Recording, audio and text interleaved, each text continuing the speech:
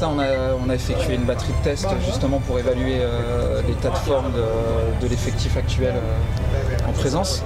À partir de ces tests, on a déjà commencé à individualiser le travail comme on a fait sur cette séance de cet après-midi, en fonction du résultat de ces tests, en fonction du temps de jeu également qu'ils ont eu à faire dans leur club. Donc on individualise. Cette phase de préparation ici à Thiès, elle est vraiment dans le but d'individualiser sur le plan physique, avec toutes les contraintes individuelles, forcément le temps de jeu, le calendrier qui est différent dans chaque club. Donc là on est dans une phase où on individualise beaucoup sur le travail physique et forcément sur le travail spécifique football de commencer à travailler sur notre plan de jeu. Le jeu de l'équilibre, le déséquilibre, et on a vu aussi un autre schéma présenté aujourd'hui, c'est la rapidité et tout droit vers les buts pour marquer plusieurs buts. On a vu qu'il y a des joueurs qui ont marqué plusieurs buts aujourd'hui. Alors moi là je suis là plus pour répondre sur l'aspect préparation physique et l'état physique de nos joueurs. Maintenant après sur le terrain en effet on travaille sur différents plans de jeu. Donc, un des blessés. Actuellement, on travaille avec Khalidou sur son retour de blessure. On a suivi de très près sa réathlétisation à Naples. Là, on est dans une phase, on va dire, de finalisation de réathlétisation. On met tout en œuvre avec le staff médical pour qu'il nous retrouve le plus vite possible sur le terrain avec le groupe. Actuellement, l'IRM de contrôle au niveau de sa cicatrisation était très rassurante. Tous les feux sont verts. Maintenant, on continue à travailler très sereinement et très sérieusement pour qu'il retrouve le groupe au plus vite. Mais on n'est pas du tout inquiet à son sujet. Et justement, avec Khalidou Koulibaly, quand est-ce qu'il va retrouver on n'a pas fixé encore exactement d'objectif parce qu'on ne veut pas, vous vous doutez bien qu'à l'approche de la compétition, on ne veut pas griller les étapes et connaître une rechute dans son cas. Donc on suit un protocole qui avait été établi avec Naples et on a vraiment été très proche de lui quand il était au club à Naples. Donc on est dans la suite logique. Après donner une date précise quand il sera avec le groupe, honnêtement ça serait un peu anticipé. Et d'ici le début du championnat, est-ce qu'ils seront tous au top?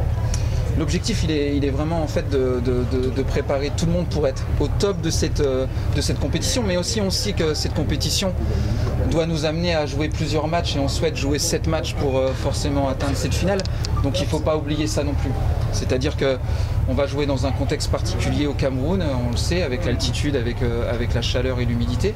Donc il faut qu'on ait des joueurs frais pour arriver là-bas, mais pas non plus, on va dire, à un pic de forme trop tôt, puisqu'on sait qu'on aura 7 matchs à jouer, que c'est 7 finales bien sûr, mais que cette Coupe d'Afrique est longue, elle dure sur un mois, elle n'est pas sur seulement 2 ou 3 matchs. Il y a quelqu'un qui demandait des nouvelles Les nouvelles d'Ismaïla Sarr, on est en relation avec le staff médical de Watford. On essaye d'avoir le plus d'informations possible. On sait qu'il doit aussi retourner à Barcelone pour un examen. On est en relation très étroite avec Watford et avec le joueur. Et on a toujours bon espoir qu'il réintègre le groupe. Maintenant, on ne prendra pas non plus de risques inutiles pour sa carrière, ça c'est évident. Mais en tout cas, on suit ça très près avec le club de Watford. C'est forcément avec le club de Watford qu'on doit trouver la meilleure solution pour le joueur, pour la sélection du Sénégal et forcément pour le club de Watford aussi. Mais la priorité, c'est la meilleure solution pour le joueur et pour la sélection du Sénégal. L'état physique général de ces joueurs qui sont présents là, est rassurant. Oui, on est dans une CAN qui se déroule en janvier, c'est pas une CAN qui se déroule en juin, juillet, donc l'avantage c'est qu'ils sont tous en club. Donc ils ne sont pas dans un état de fatigue comme on aurait pu connaître en juin quand on était en 2019 en Égypte, parce qu'ils venaient de finir d'une saison très longue, plus les matchs de Ligue des Champions. La contrainte, on la connaît tous maintenant en janvier, c'est ce problème de calendrier, de ne pas pouvoir récupérer tous nos joueurs à la date du 27 comme il était prévu.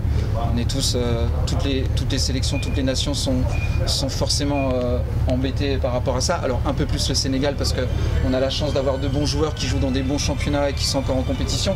Donc on est un petit peu plus impacté que les autres nations. Maintenant c'est comme ça, la chance c'est qu'ils sont en pleine compétition, donc ils sont en forme. Il y a juste, comme je vous l'ai dit en tout début d'intervention, à rééquilibrer par rapport à leur état de forme, à leur temps de jeu. Mais on a des joueurs qui sont en pleine condition de leur moyen. Et l'absence de Gana Gueye? Ghana va nous rejoindre très vite. Ghana en fait, a réglé ce problème avec le PSG puisque le PSG pouvait demander à Ghana et à Abdou de revenir. Donc Ghana a très bien travaillé avec le club et le club du PSG, en toute intelligence, a laissé les 2 joueurs à notre disposition.